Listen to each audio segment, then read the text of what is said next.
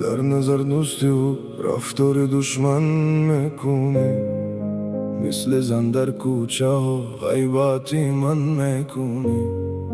سخن شیرین ولی در دلت پنهان زهره، من باور کردم تو زدی با دلم زر.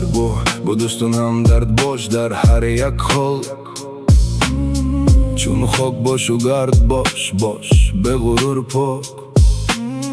دور از بر این نامرد باش، نگاه دار را یک روز باش و مرد باش، همین است گفتار. در این دنیا یکی از درد بمیرد، یکی دیگر از تخمت نامرد بمیرد. نه هر کسی که میخندد دوستی وفادار، بعضی ها انتظارن ببینن تو را خور. ای کاش که مهر دوستی جانی نرود، یا در قلب ما هم زبانی نرود. در نوی زمین اله تو روزی جزا، قدری سخن و رفیقی جانی نرود.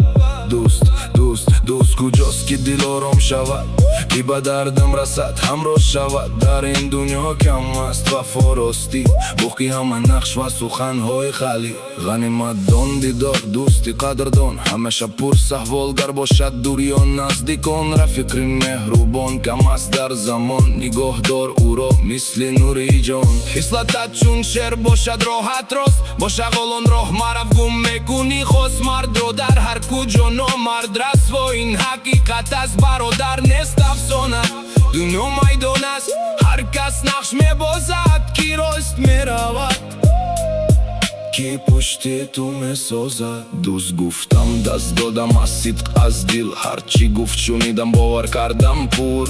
گفتم نکست قبول کردم همه، ندانستم آخر میشوم تنها. لیکن امروز خنجر دیدم زی پشت، پرسیدم زی کست، گفتند زی دوست.